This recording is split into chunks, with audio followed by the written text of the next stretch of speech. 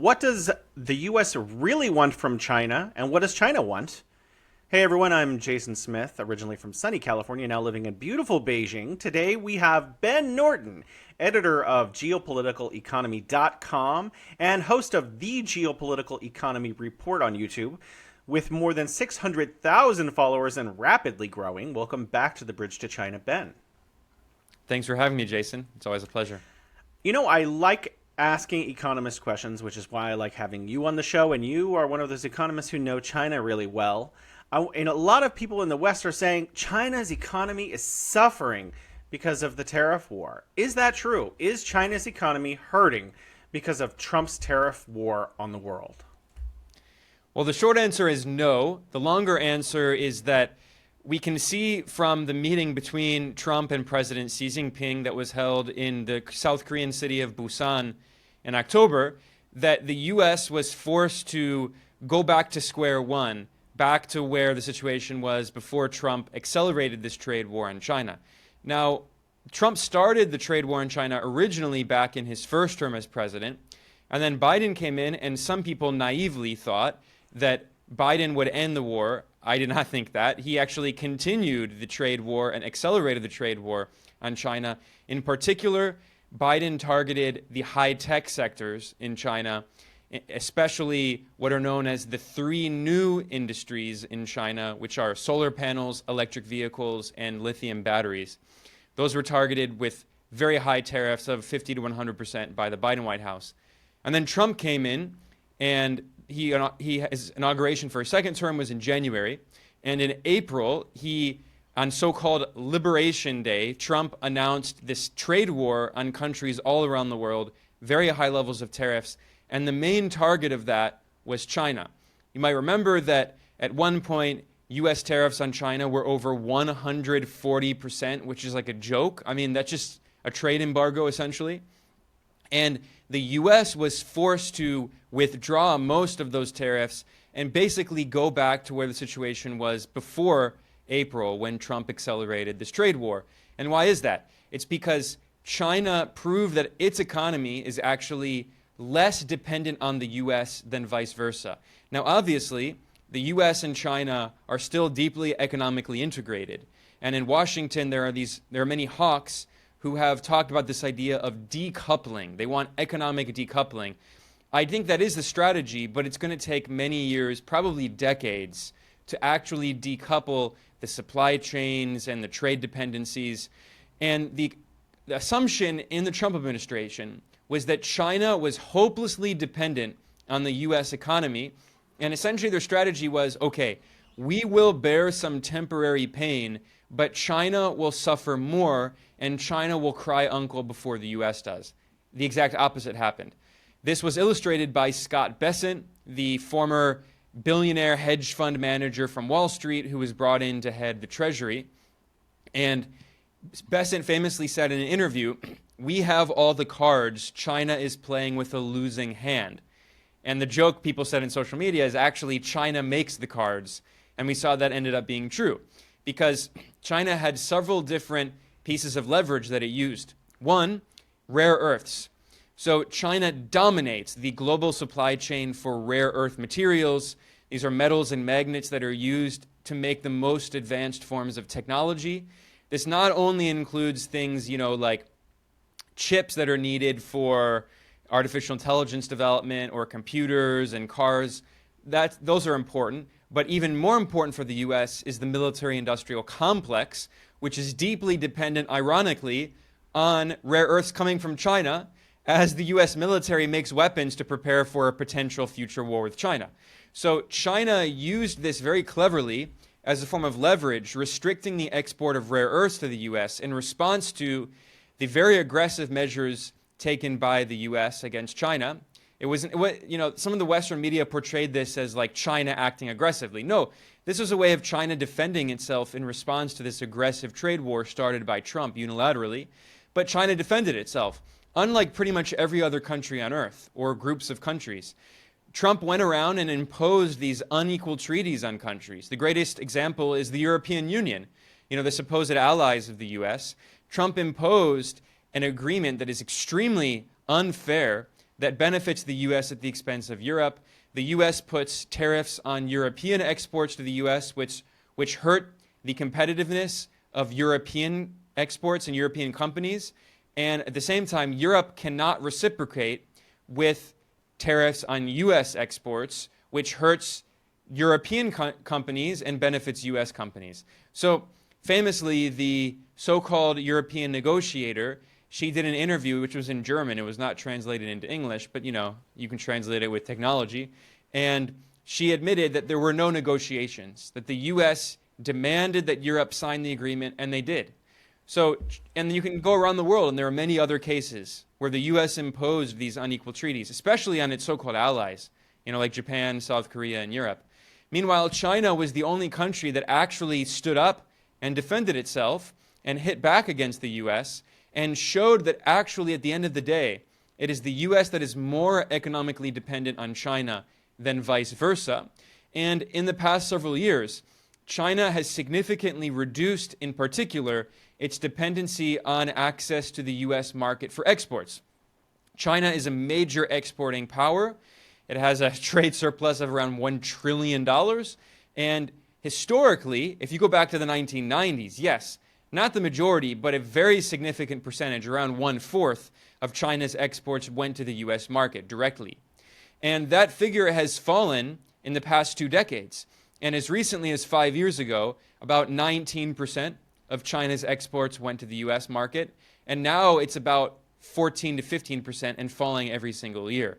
And we don't have the data yet for this year, but I expect that when we get the data, it'll probably be around 12 to 13%, maybe even less, depending on how much, these tariffs actually hurt Chinese exporters that we're trying to target going to the U.S. market. Now, there are critics who say, anti-China critics who say, well, most of those exports are being what they call transshipped, or they're just being rerouted through other countries, especially Southeast Asia, where China will export a partially finished good to Vietnam, for instance. Vietnam will add value and then export it to the U.S. market. That's true, but from China's perspective, it doesn't care. It just wants to sell the product. It doesn't care if the product is being bought by people in Vietnam or Thailand or an African country or South America or the U.S. But the U.S. constantly uses this talking point to claim that the U.S. has so much more leverage over China, and we now see that's actually not true. Well, I want to talk about the effect of the trade war on American working class individuals. So in the last few years, we had really high inflation in the United States, 8, 9, 10% at different times. And people who go to the grocery store notice this, even though Trump doesn't think that people use the word groceries anymore. Regular people use that word every single day. Will folks in the U.S. see the effects of Trump's tariff war on their family budgets? Is more inflation coming? Well, the answer to that question is yes and yes. It already has. We've already seen the effects. Goldman Sachs, certainly no, left-wing anti-Trump critic. Goldman Sachs's economists found that over half, they estimated at least 55% and growing, of the cost of the tariffs is being passed down to consumers in the form of higher costs at the grocery store. And that is going to increase over time because there was a lag. Because what happened is, first of all, Trump, before he announced the tariffs, everyone knew he was going to impose these tariffs. So a lot of companies in the U.S. had a massive spurt of imports. They bought tons and tons of imports leading up to April when Trump announced the tariffs. So they had this stockpile of supplies. Obviously not food, but many other products that don't expire in a few months. And most of those stockpiles are now, running out, which means that they're going to start importing now at the higher tariff level. Furthermore, at first, when the tariffs were introduced, Trump had a lot of exceptions and 90-day pauses and all of this. But at this point, most of the tariffs are already coming into effect, which means we're going to see higher import prices. And another aspect is that Trump has falsely claimed constantly, he thinks that if you say a lie enough, it becomes true. He constantly claims that foreign countries pay for tariffs. It is objectively false. It is not true. By definition, it is the importers in a country where the tariff is applied that pay the tariff. In the case of the U.S., when Walmart imports a bunch of products, Walmart pays the tariff. When a car seller, an auto dealer, when they import cars, they pay the tariff. The importer pays the tariff. And at first, what happened is, as the tariffs were being introduced, some of those importers, they ate some of the cost. Their profit margins went down temporarily because they didn't want to shock their customers with a sudden price increase. But what they've been doing is gradually raising the prices. So instead of just having a 35% price increase or whatever overnight, they'll have a gradual increase of 1-2% every month, 10% per year, 12% per year, whatever, and they'll slowly catch up to the tariffs, so they're not eating all of the cost of the tariffs. So it is objectively happening that average Americans are already feeling the impact of these tariffs, and of course it also depends on the sector, right? Ironically, Trump claimed that his tariffs are aimed at reindustrializing the U.S. That's not happening. According to U.S. government data, manufacturing jobs have been falling. Manufacturing as a share of GDP has been falling. And ironically, a big reason for that in the past few months is because of the tariffs. There have been many surveys done of U.S. manufacturing companies that are saying they're not investing in the U.S. because of the uncertainty surrounding the tariffs. They don't know what the tariff rate will be. It makes it very hard to plan. And, by the way, the Supreme Court could potentially say that the tariffs are unconstitutional. I don't think that's going to happen and there are signs already that the Supreme Court is going to rule in favor of Trump because obviously, the Supreme Court has been stacked with pro-Trump conservatives. But it is pretty clear in the Constitution that it should be Congress that approves tariffs and not the president.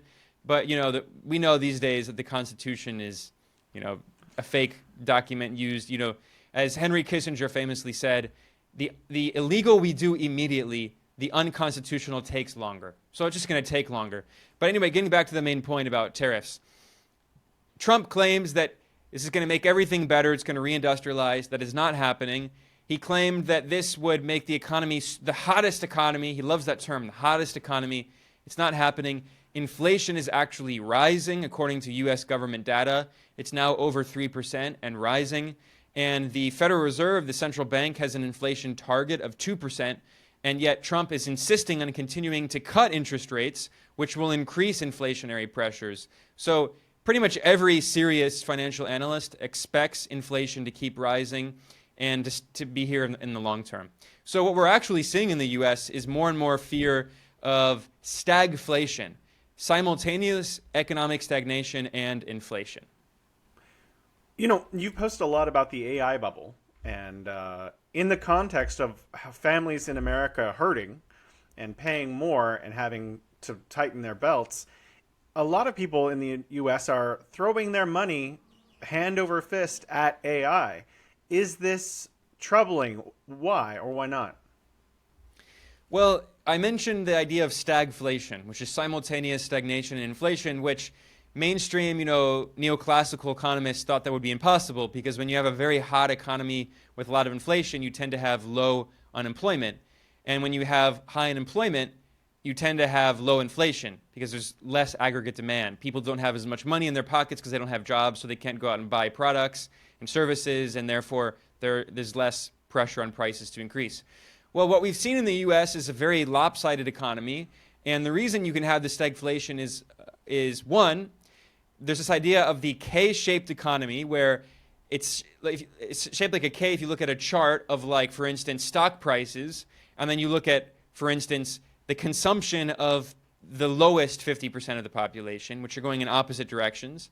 So 50% of consumption in the U.S. is being carried out by the 10% richest Americans. That's actually very shocking. It's the highest level in recorded history. And over time, we see that rich people make up more and more of what we call the economy, the real economy every day. And then when you look at the financial part of the economy, which is also becoming more important in the U.S., it's already nearly 1/4 of GDP. And we see these huge stock market bubbles driven largely by AI. We see that it's going gangbusters, breaking records. Although in the past few days, the S&P 500, the main stock market index, has been falling. But regardless, we're seeing this new records broken constantly. And that is because of this hysteria, this insane mania about AI. And it's because rich people own all the stocks. According to U.S. government data, around 90% of stocks and mutual funds are held by the 10% richest part of the population. 90% held by the 10% richest. And if you look at the bottom 50% of Americans, they hold 1%. So the bottom 50% hold 1%, the richest 10% hold 90%. So when we see these massive new records in the stock market, that doesn't benefit the vast majority of the population. It benefits a small percentage of the population. And this is why people call it the K-shaped economy. It's going up for one part of the economy, it's going down for the other. It looks like a K. And in terms of average working class Americans, there have been studies that have found that 80% of Americans are living in parts of the country that are in recession.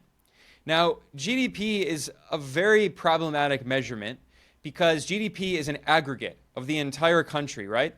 So if one part of the country, like a big city, like say, like Los Angeles, New York City, if they're doing very well and they have a boom, but everywhere else, the rural areas and suburbs are in recession, well, if the cities are big enough economically and they have so much economic weight, it can look like the economy is growing overall, despite the fact that that growth is extremely uneven. And this isn't even to mention the inequality. So for GDP growth, you can have high GDP growth, but if most of that growth is concentrated in 10% or 1% of the population, and rich people are benefiting, it can look like the economy is growing well, but most people are not benefiting from that. This is exactly what's happening in the US. A Harvard economist, Jason Furman, who was, by the way, a chief economic advisor for Obama, he found that around 90% of US GDP growth is coming from investment in technology, primarily AI. So basically, if it were not for this massive capital expenditure being carried out by these big tech corporations in Silicon Valley, making data centers and buying tons of chips to develop AI models, they're spending hundreds of billions of dollars per year building out these data centers and all investing in each other. It's this crazy, incestuous, circular financing scheme that at some point is going to blow up because it's completely, it's just absurd. But that is what's really keeping the U.S. economy afloat and growing. And that's why it looks like U.S. GDP growth is healthy. But again, if you take away all that capital expenditure from AI build out, according to this major Harvard economist, if you took that all out, U.S. GDP growth would actually be 0.1%. So what we're seeing again is there's an economy for the rich, and there's an economy for big tech corporations and Wall Street, and then there's an economy for everyone else. That would be called the real economy. The real economy is in stagnation, if not full-on recession, whereas there's another part that is booming. And we're constantly told that to look at that part to see how healthy the U.S. economy is and how great it is. But obviously, most average people are not benefiting from that. Well, I want to talk about that in the context of China. China's economy is supposed to grow about 4.8% according to World Bank this year. I think it'll be closer to 5%, which is more than double the U.S., including the bubble that you just discussed. But what about regular Chinese families? Are they tightening their belts because of the Trump tariffs? Or how are regular Chinese workers doing in the last year or two and maybe in the next 6 months, in your opinion? Well, there's a big debate in China among Chinese economists about this issue of aggregate demand inside the Chinese economy. And there are many economists who say that this is an issue. They want to increase aggregate demand. They want more Chinese consumers going out and spending money because there are very high savings rates in China. I don't think that's wrong necessarily, but I think it's often exaggerated. So certainly China can encourage more domestic consumption, but in the West there are these myths that exaggerate these issues and claim that in China no one wants to spend any money, everyone's always saving, and that there's all this crazy deflation. And deflation is an economic issue, and there's the deflation in China is very small. We're not talking about negative 1%, negative 2% deflation. We're talking about maybe negative 0.1%. It's very close to stability in prices, which is very funny coming from the US and the West in general, where actually inflation is growing much faster and they're trying to bring inflation down, whereas in China they're trying to reduce the deflation and have a little bit of inflation. But the deflation in China is very different. It is really a kind of supply side deflation. It's not necessarily because there's so little demand. It's because there's so much intense competition among Chinese companies that are producing so much that they're all trying to outcompete each other, and they're significantly reducing prices, making everything extremely cheap, low cost. And you know this because you're in China. Anyone who spent time in China, you can go to Taobao or Jingdong, and you can see, or Meituan, and see how insanely cheap everything is, and how insanely good the deals are and everything. So yes, Chinese consumers are spending a lot, but because everything's so cheap, it looks like Chinese demand is very low. But a big reason for that is what in China they call nejuan, which is like, it's been termed like excessive competition or involution. I think the term excessive competition is better. And in fact, the Chinese government has made it clear that this is a priority.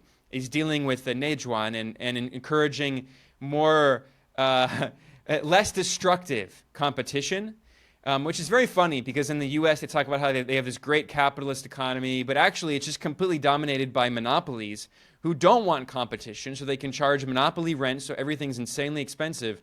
Whereas China, which has a socialist market economy, the government prevents the formation of monopolies and encourages all this competition among domestic firms to have more innovation in technology sectors. And what we see is prices are insanely low. There are always deals and everything. Meituan is offering like free coffee and stuff to try to outcompete their competitors. So this is an issue that's being dealt with in China. Now, in terms of China's economic growth, it's very interesting because, again, I talked about how GDP is a very imperfect measurement, and sometimes economists are always so fixated on GDP. And I'm not saying GDP is completely useless, but there are other metrics that can be more important. Because in the case of the US, you look at GDP growth in the past several decades, it's looked very healthy. But you look at GDP growth since the 1990s, in fact, going back even further, but especially since the 90s, and there's been a complete atrophying of the U.S. manufacturing sector. Manufacturing share of GDP has collapsed. And meanwhile, the sectors of GDP in the U.S. that have been growing are, one, the financial sector, which is now the single largest sector. It's recorded in U.S. data as the FIRE sector, finance, insurance, and real estate. It's now around 23% of GDP and growing. Another sector that's been growing a lot is professional services. This is things like lawyers and consultants. This is like bureaucratic overhead.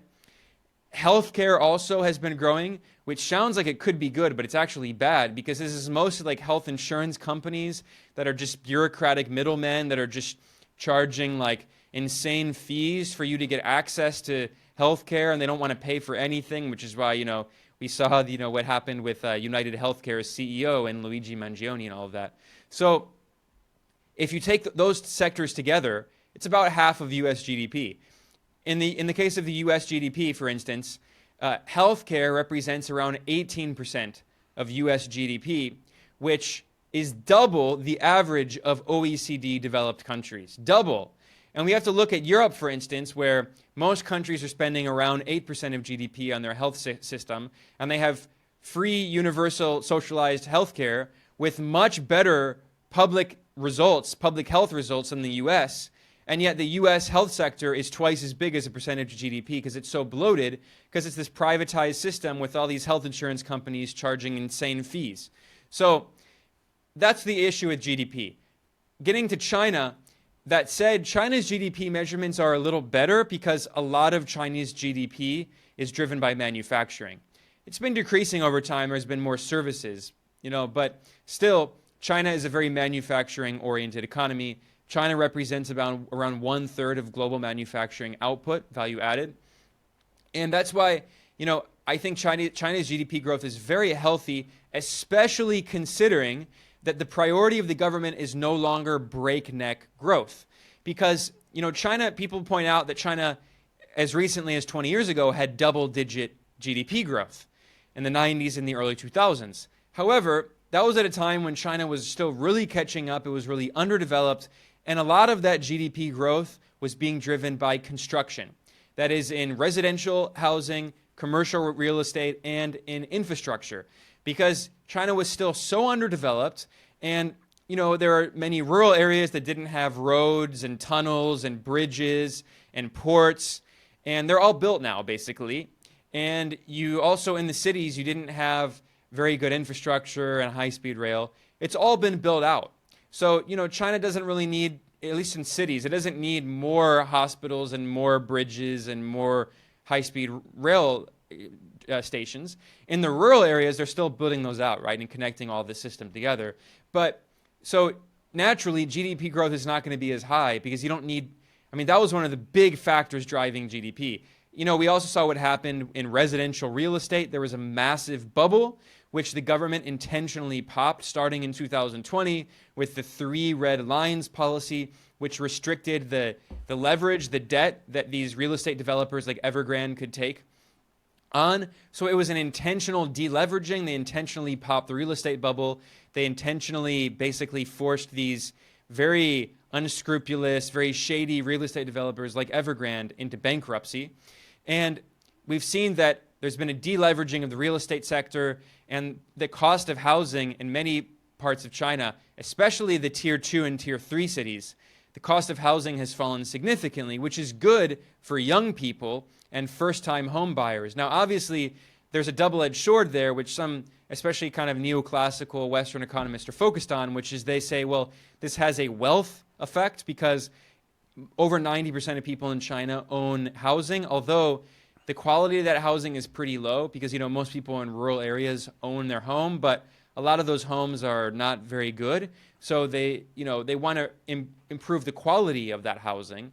And people in the city, they might own a very small apartment that's in disrepair, but they want to renovate it. So, but yeah, over 90% of people in China own their home.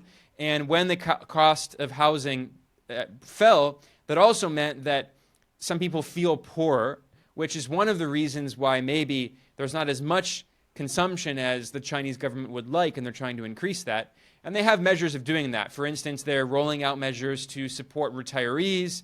More and more people are elderly in China as people are having fewer kids. So the government is rolling out social support mechanisms to help them, but also that increases aggregate demand in the economy. But getting back to this issue of real estate, again, it's a double-edged sword because people who own this housing, they feel poorer because their house is now worth less. But, the whole point, as President Xi said, houses are for living in, not for speculation. So, okay, yeah, if you want to sell your house, you're going to get less money, but you still have a house, right? That's the point. And young people have felt, especially in the big cities, have felt that it's completely impossible to buy an apartment because, especially in the tier 1 cities, it's crazy. Even despite the fall in housing prices, in Beijing, housing prices are still very high. But, if you go to the tier 2 and tier 3 cities, housing is now very affordable. So, and you've pointed this out on social media, right? So China has dealt with this issue.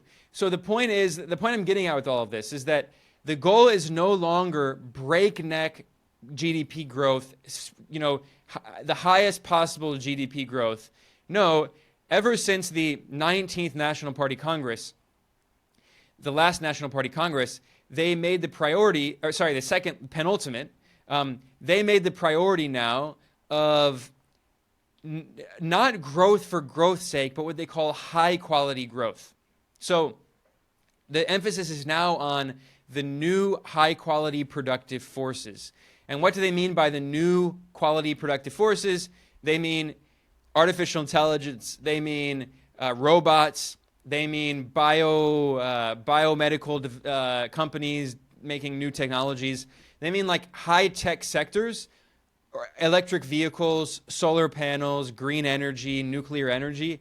Those are the new drivers of growth in the economy. And naturally, these sectors are still very early on, so the growth is not going to be as high as something like building out tons of real estate and infrastructure, but it's more healthy growth over time. Because eventually you get to a point with housing, you don't need more housing. You don't need more infrastructure.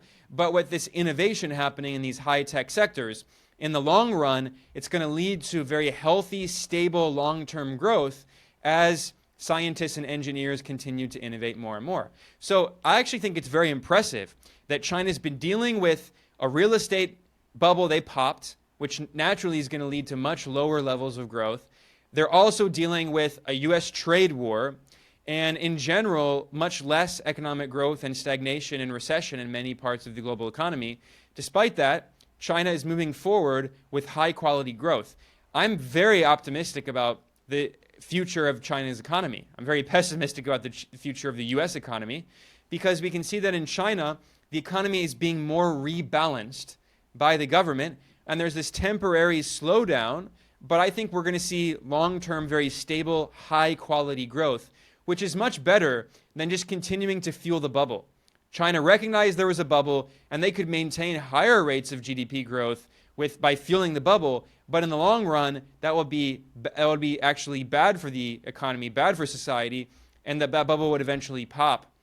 So they intentionally chose to pop and deleverage, whereas in the U.S., the government continues to inflate the bubble because so much depends on inflating the AI bubble, inflating the crypto bubble, which is now being deflated, inflating the real estate bubble, which is bigger now than it was even at the peak in 2008 when that bubble popped, which is why in the US they talk about the everything bubble. There's a bubble in private equity. There's a bubble in private credit. And there are so many issues that are all building up that I think could very well lead to a new major financial crisis like we saw in 2008 in the US. So China has, at the expense of lower GDP growth, it is trying to decrease these vulnerabilities to have more stability in the long term. I think that's one of the most succinct answers, despite it being 10 minutes for the entire topic of China's economy. I want to take advantage of the other side of your analytical capabilities, geopolitics, to talk about China for a moment. John Mearsheimer and many others have said that China wants to dominate the world and be the new hegemon, and that China is going to invade its neighbors. You live in Beijing and you have your head to the ground. Does China want world domination? No, it's completely absurd on every single level. First of all, when is the last time China has waged a war? 1979, which was really an extension of the Vietnam War. I mean, it was very tragic, that war between China and Vietnam, but, you know, this region, Southeast Asia, had been at war. The U.S., the French colonized it. The U.S. waged war. So yeah, I mean, China has not fought a war within our lifetimes. It's completely crazy, this idea that China is going to try to conquer the world. Second of all, the Chinese government has a completely different system from the U.S. system. The U.S. is this insane hyper-capitalist system that is based on corporate monopolies and destroying all of their global competitors to U.S. corporations. The U.S. has backed dozens of coups and regime change operations around the world to overthrow independent governments, to take their natural resources, to privatize their state-owned enterprises. We saw this in Latin America and Africa and parts of Asia. So China does not do that. China has a socialist system.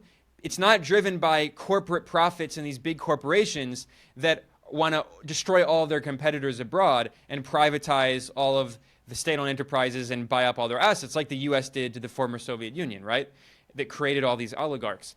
China doesn't do that. China, because it has a political system that is not driven by corporate profits and the interest of private capital and big corporations, they can actually create a foreign policy that is based on political goals and not just economic ones, and that is developing friends in global South countries for South-South cooperation in Africa and Latin America and other parts of Asia, prioritizing win-win cooperation.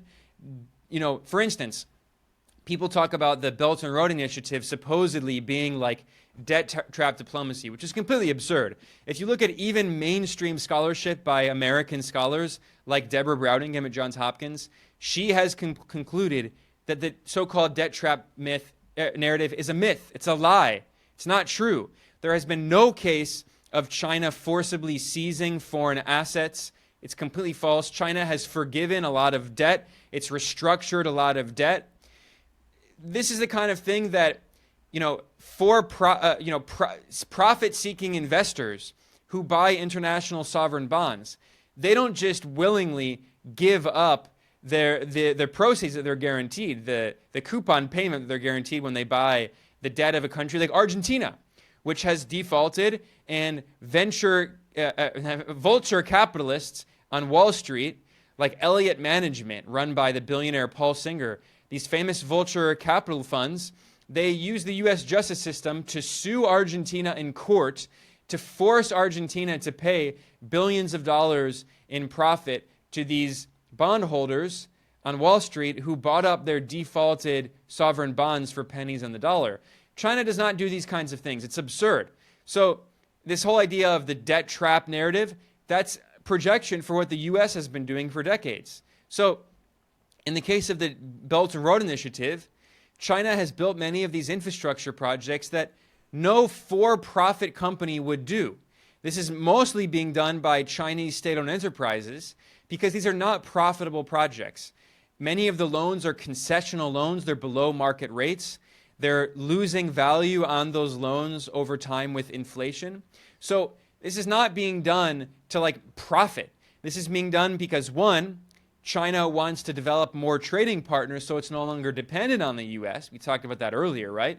China started, President Xi announced the Belt and Road Initiative in 2013, which came soon after the Obama administration and the Hillary Clinton State Department announced the so-called pivot to Asia, preparing for a future war with China to try to contain China.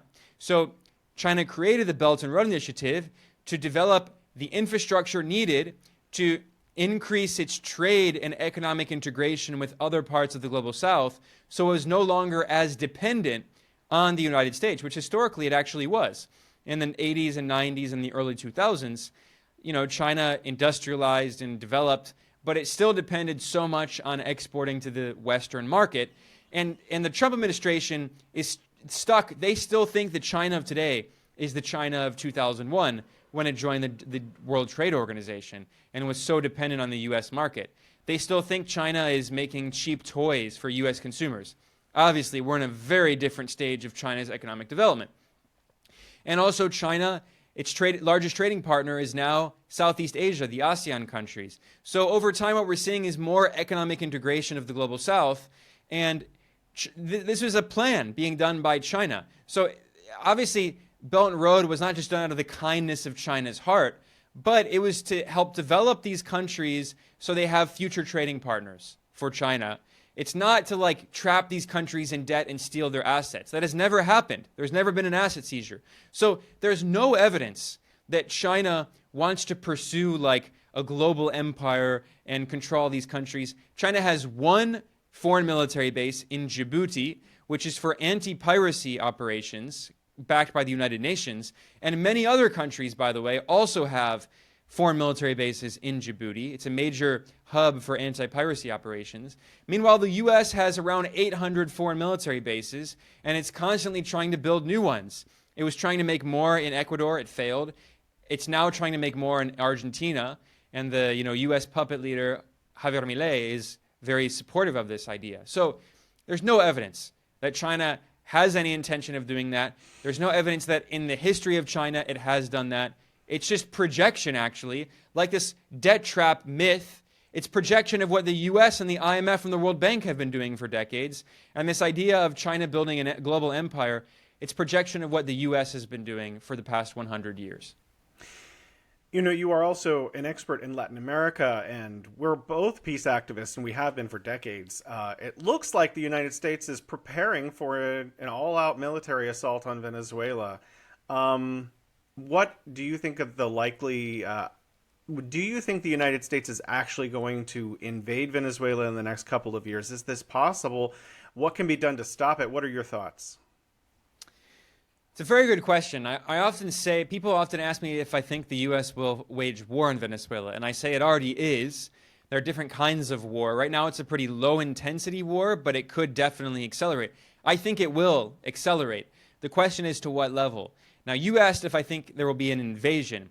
It's really hard to say. Honestly, I don't think an invasion with ground troops is likely because it would be so unpopular.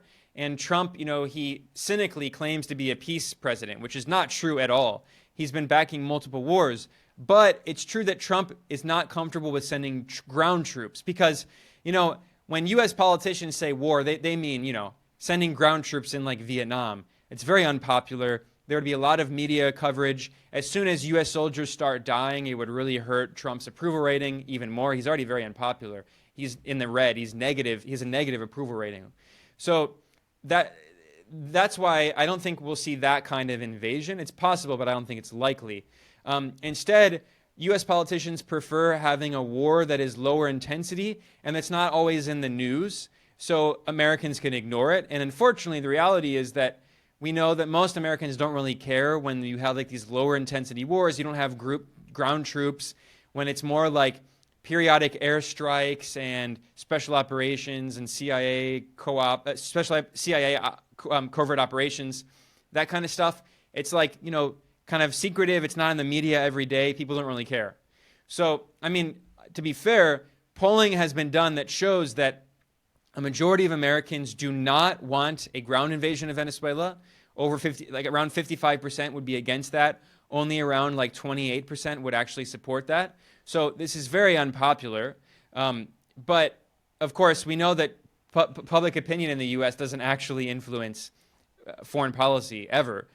And they're actually not just foreign policy. There was a study done by major scholars in the U.S. that found quantitatively, a peer-reviewed academic article that found that public opinion has zero impact on U.S. government policy.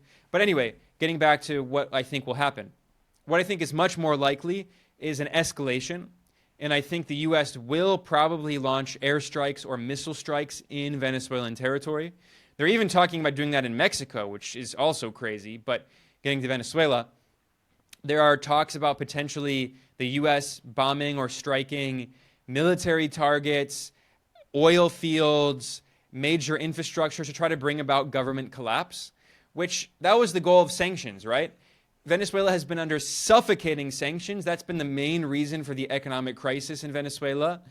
It's because Venezuela for 100 years has been a petrostate, well before the revolutionary leader Hugo Chavez was born, yet alone before he became president in 1999.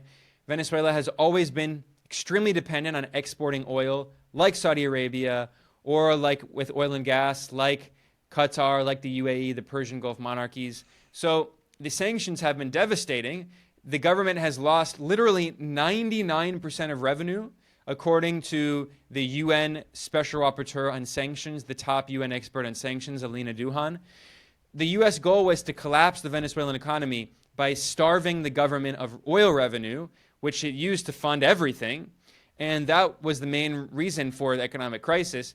Venezuela also ran out of foreign reserves. It ran out of dollars, especially after the U.S. seized those dollars. It could not stabilize its currency. You had currency speculators who were, shorting the bolivar, and they had hyperinflation. It was a very severe crisis. I have been to Venezuela multiple times, including during the last coup attempt in 2019. I saw the inflation crisis. It was very rough. It was a difficult time. The economy has recovered a lot. Inflation has fallen a lot. In fact, inflation has been worse in Argentina recently, which is quite funny. But anyway, the economic situation has stabilized. The U.S. failed to collapse the economy of Venezuela through sanctions and an economic embargo. By the way, it's not just sanctions. The U.S. has a full-on economic embargo, like the embargo of Cuba, which has gone on for over 60 years, completely in violation of international law. Venezuela has been able, with the support of Iran and Russia and China, which are all major oil producers, Iran, Russia, and China. By the way, China is a major oil producer, but of course China has 1.4 billion people, so it's also the world's largest importer of oil and gas. But anyway, Iran has actually been especially important because Iran has been under illegal Western sanctions, primarily U.S. sanctions, since the revolution in 1979. And Iran is also a petrostate. It's not as entirely dependent on oil exports like Venezuela, but it's a major oil exporter and gas exporter. And because it's been under sanctions so long, Iran has been able to develop new indigenous technologies for drilling and refining oil and also for gas production. Venezuela, its entire oil industry was built using U.S. technology. So even though Hugo Chavez nationalized the oil, all of that technology was made by U.S. companies, some European companies as well. So when they had issues with, keeping up the infrastructure, when it's broken, it needs to be repaired or modernized, they couldn't get anything because it was all made by U.S. companies that would not sell to Venezuela's state-owned company, PDVSA, which is sanctioned by the U.S. So obviously, the oil sector fell into disrepair. They could not modernize. They could not repair. Oil production plummeted with the sanctions. And in the past few years, it has been gradually rising with help from Iran, Russia, and China. So Venezuela's oil production has now increased to over 1 million barrels of oil per day. So it's getting better. The economy has stabilized, which is now why the U.S. is resorting to the straight-up military war option, conventional war, because the economic war failed. The political war with the last coup attempt and the U.S. attempt to impose a puppet Juan Guaido and to force other countries to recognize him as the so-called president of Venezuela, that failed as well. So all the other forms of war failed. So now they're resorting to straight-up conventional military war. The idea is to destroy critical Venezuelan infrastructure, to bomb military targets, to force the Venezuelan military to no longer protect the president, Nicolás Maduro. And the idea is to destroy the capacity of the state to have a functioning society, destroy the military, and force Maduro to either resign or to flee. That's the U.S. strategy. And unfortunately, the U.S. can do this for a long period of time because they have this massive military. They spend $1 trillion per year in the military. They can just keep threatening these countries, and there are no consequences, unfortunately, because, the U.S. can veto any resolution in the UN Security Council. International law cannot hold the U.S. accountable. So, unfortunately, I'm quite pessimistic about the situation. I don't think the U.S. will succeed immediately in overthrowing the Venezuelan government because, this is actually rallying people to support the Venezuelan government. It's increasing support for the government. And a lot of poor and working class people in Venezuela do support the government. I've seen it with my own eyes. I speak fluent Spanish. Yeah, unfortunately, I'm not very optimistic about the situation because I think the U.S. can continue to escalate and there are so few consequences. And, international law really can't hold the U.S. accountable. The U.S. has veto power in the UN Security Council. And in the case of the U.S. government, right now, Marco Rubio is overseeing this policy. Rubio is a lifelong neoconservative war hawk.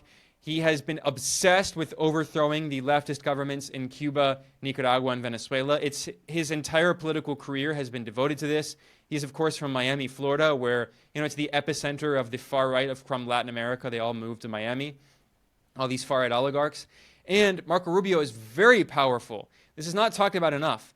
Marco Rubio is the second most powerful person in the U.S. government after Trump because he's not only Secretary of State, which is already a very powerful role, the head of foreign policy, the head of the State Department, but he's also simultaneously serving as National Security Advisor, the head of the National Security Council. There was only one other person in U.S. history who simultaneously served in both roles, which was Henry Kissinger. And we know how powerful Kissinger was in the Nixon administration. So, Marco Rubio he is the one overseeing this. Of course, Trump is giving him the green light. And Rubio is going to do everything he can to try to overthrow the government of Venezuela and then go after Cuba and Nicaragua. Now, I don't think they'll succeed necessarily, but I think they'll cause a lot of suffering and harm to the people of Venezuela and Nicaragua and Cuba. So that's why I'm pessimistic. People will resist, they'll fight back, but the U.S. is just going to cause a lot of suffering and harm, like it has done in Palestine and Yemen and Iraq and Iran. It has failed ultimately. The U.S. has failed in overthrowing Iran's government. It has failed in imposing a complete puppet regime in Iraq. It failed in overthrowing the Ansar Allah movement, the Houthi movement in Yemen. But it's caused a lot of suffering in those countries. We now see the same thing in Latin America. Wow, that is food for thought. I never have enough time to ask you all the questions that I want to ask you. I think I need to make fewer questions. But one question I really want to get out of you or get more information out of you is, you cover geopolitics and economy. There are a number of studies on China's domestic democratic system. You live in China. And I hear a lot of people online when I'm trying to talk about China's political system. Oh, the Chinese people hate their political system. In your assessment, are the people of China satisfied or dissatisfied with their system of governance? Well, there have been many studies of this, including by Western scholars and academics, and they found that people in China overwhelmingly do consider their system to be democratic. One of the most interesting studies, actually, is a global survey done every year by this group called the Alliance of Democracies. It's called the Democracy Perception Index. And by the way, Alliance of Democracies is run by the former Prime Minister of Denmark, who was the head of NATO. So this is like as Western NATO as it gets. Like, this is not anyone, this is not a group in any way that is like pro-China. And they do a survey every year of dozens of countries around the world, not only in the West, but also in the global South. And they ask people about democracy and their perception of the government. It's a very interesting study, and actually I like it because they don't just ask people if they consider their government to be democratic. They do that, and they found that consistently, two of the most democratic countries in the world, by the way, by their people, according to their people, are China and Vietnam, which is fascinating because they both actually have very similar systems.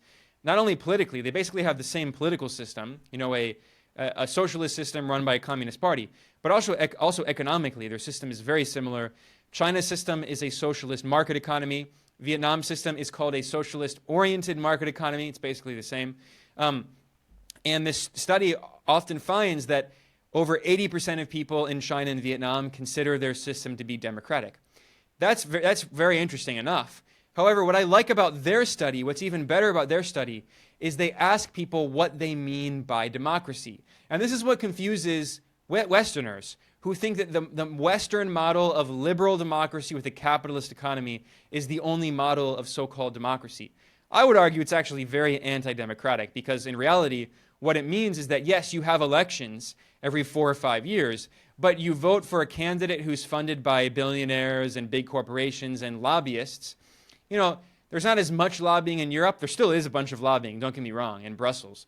But it's not as bad as in the US, where lobbyists just control the political system. Academic studies show that average people have no impact on government policies and decision making. We know that it's pay to play, that crypto companies and these DeFi corporations lobbied Trump and the Republicans to get all of this crypto policy passed. And then with the Democrats, you have all the military-industrial complex lobbyists. And I mean, it's just so corrupt, extremely corrupt. All the insider trading in Congress. We now see that there are a dozen billionaires in the Trump administration. It's billionaires who determine what government policy will be. I haven't even mentioned campaign financing. In the U.S., over 80% of Senate candidates and over 90% of House candidates who have more funding for their campaign win the election. So it's extremely corrupt. And it's basically the best system that money can buy. So I don't consider that democratic. But anyway, getting back to this Alliance of Democracies study they do, the Democracy Perception Index. So what's so interesting is they ask people in countries around the world what they consider to be democracy. And in most of the global South, not just China, but in most of the global South, they say a democratic government is one that improves living standards and well-being. Improves living standards and well-being, regardless of whether or not you have an election every 5 years to elect some puppet of big corporations. Whereas in the West, in North America and Europe and India, but not in the global South, their understanding of a democratic government is one that protects individual rights and freedoms. Those are very different conceptions of democracy. I would say one is a liberal conception of democracy, as in like the idea of liberalism being about individual rights and small government. That's the Western understanding of so-called democracy. Whereas most of the global South, including China, has a conception of democracy being a social conception, being the government should improve living standards and reduce violence and make a better society where people have social services and safety and access to a good job and living and high living standards and high wages. So for me, when you see that part of the study, it makes perfect sense. Why the vast majority, over 80% of people in China and Vietnam say they consider their system to be democratic, because their living standards have been improving so much. The government not only have wages massively increased, not only have living standards massively increased, and education and healthcare and infrastructure, but also security, right? Because in many global south countries, especially Latin America, I've been to most countries in Latin America, most of them have issues with crime and with violence. So in China, even as recently as the 90s, right? Living standards were rising very quickly, but there was a lot of violence, there was a lot of crime. And now there's basically no violent crime. China is one of the safest places in the entire world. So it makes sense why people consider their system to be democratic, because they feel that the government represents them, which is what democracy should be. Democracy should be about a government that represents the interests of the people, not the interests of the billionaires. So even though you don't elect your president every 4 years in China, the president actually represents the interests of the people objectively much better than the president in the US, regardless of whether or not it's Trump or Biden or Obama or Bush. They represent the interests of big corporations and billionaires, which is why I do not think that system in the West is actually democratic. I would love to pick your brain every time I interview you. I have 10 more questions that I'm able to squeeze in. We need to have you back on the show again in a few months, because I want to ask you so many other things about your insights into China and the world, geopolitics, and more. Thank you so much for your time, Ben Norton. My pleasure. Thanks for having me, Jason. And I'm always happy to come back to answer the other questions in the future.